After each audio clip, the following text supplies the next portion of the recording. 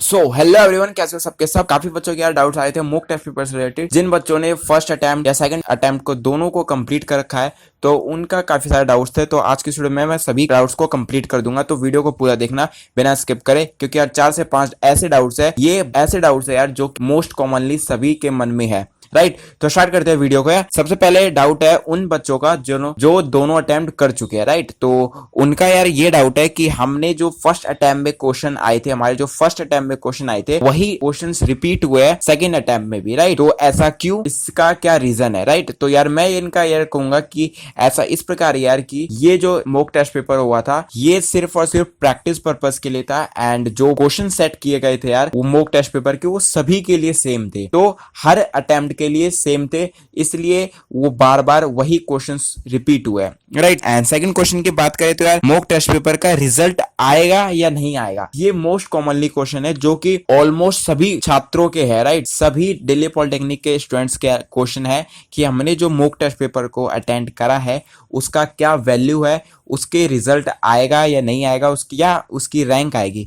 तो यार मैं उनका ये जवाब देना चाहूंगा यहाँ पे कि यार इसका कोई रिजल्ट नहीं आएगा, इसका कोई भी रैंक नहीं आएगा। ये सिर्फ और सिर्फ प्रैक्टिस पर्पस के लिए था डीएसयू के स्टूडेंट्स के लिए, जो कि डीएसयू का कहना ये था कि बच्चे अच्छी तरीके से प्रिपेयर हो जाए सीईटी मेन टेस्ट पेपर के लिए, क्योंकि यार ये पहली बार ऐसा हो रहा है एआई सिस्टम पे टेस्ट पे पेपर हो रहा है, तो बच्चे अच्छी तरीके से कंफर्म हो जाए कि किस प्रकार से हमारा पेपर लिया जाएगा। इसलिए यार इसका कोई मॉक टेस्ट पेपर का कोई भी रिजल्ट नहीं आएगा, ना ही कोई रैंक वैंक आएगी। राइट, तो आई होप समझ में आ गया होगा आपका कि रैंक क्यों नहीं आएगा, क्योंकि यार ये प्रैक्टिस पर्पस के लिए था सिंपल, इसलिए इसका कोई लेना देना नहीं है, इसका कोई रैंक से ना कोई लेना देना है, एंड कितने क्वेश्चंस आपके सही गए या कितने गलत वो कोई नहीं बता सकता। राइट, तो ये सिर्फ और सिर्फ प्रैक्टिस पर्पस के लिए था, जितना आपने कर दिया ठीक है, नहीं करा कोई बात नहीं, लेकिन मेन टेस्ट पेपर के लिए प्रिपेयर हो जाना। राइट, नेक्स्ट डाउट की अगर बात करें तो यार ये मॉक टेस्ट पेपर जैसे कि हमने दिया, जैसा मॉक टेस्ट पेपर हमने दिया वो वैसा ही हमारा सीटी का मेन एग्जाम होगा या नहीं होगा।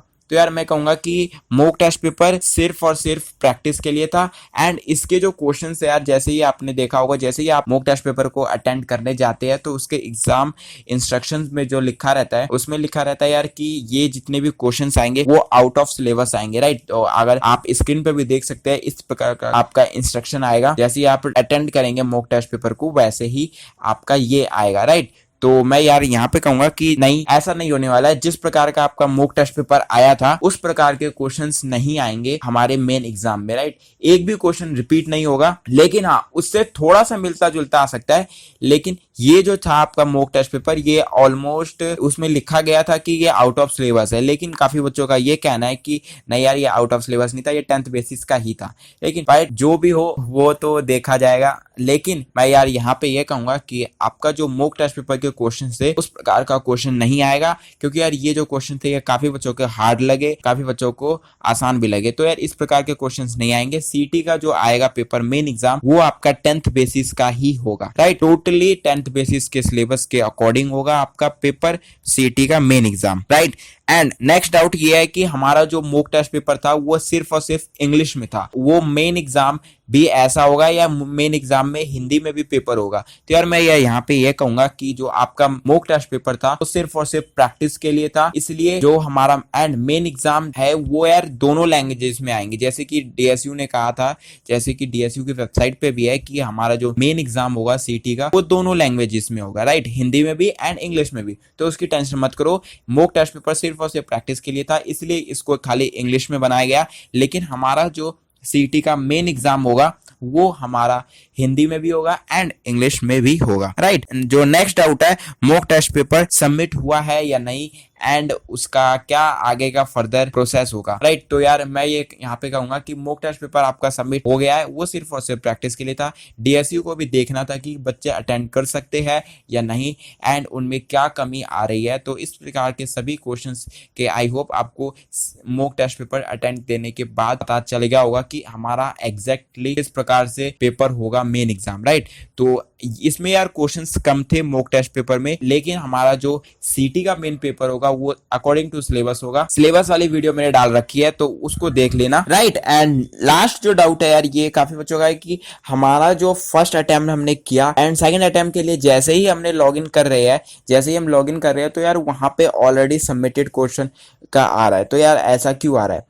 यार मैं कहूँगा कि देखो ऐसा सिस्टम में इस प्रकार का वो करा गया है कि अगर आपने फर्स्ट अटैम्प्ट कर रखा है तो आप सेकंड अटैम्प्ट कर सकते हैं या नहीं भी। देखो है, मैं यार यहाँ पे ये कहूँगा कि आपका जो डीएसयू की तरफ से था वो फर्स्ट अटैम्प्ट करना ज़रूरी था। दोनों अटैम्प्ट में से कोई ना कोई एक अटैम्प्ट करना ज़रूरी था, एक कंपलसरी था। तो आपका एक अटेम्प्ट हो चुका है, इसलिए सेकंड अटैम्प्ट के लिए शायद आप एलिजिबल ना हो। या तो काफ़ी बच्चों का यार, काफ़ी बच्चे एलिजिबल भी है, काफ़ी बच्चों का ये ऑप्शंस आ भी रहा है एंड नहीं भी आ रहा है। तो ऑलमोस्ट सभी का सभी जो जितने भी बच्चे थे उनका सेकंड अटैम्प्ट आप कर सकते हैं, नहीं भी कर सकते, राइट। तो आपके पहले ही रिपीट वाले क्वेश्चंस आएंगे, इसकी चिंता मत करो। तो आप सेकंड अटैम्प्ट करो या ना करो कोई फ़ायदा नहीं है। एंड अगर आप कर लेते हो अच्छी तरीके से तो आपको अच्छी तरीके से आराम से पता चल जाएगा कि आप मेन एग्जाम के लिए हाईली प्रिपेयर्ड हो जाओगे, राइट। तो आई होप समझ में आ गए होंगे, आपके सारे डाउट्स क्लियर हो गए होंगे मॉक टेस्ट पेपर से रिलेटेड। अगर और भी कोई डाउट हो तो नीचे कमेंट सेक्शन में बताना मत भूलना। तब तक के लिए चलते हैं, बाय बाय, टेक केयर। मिलते हैं नेक्स्ट वीडियो में शानदार टॉपिक के साथ। Bye bye.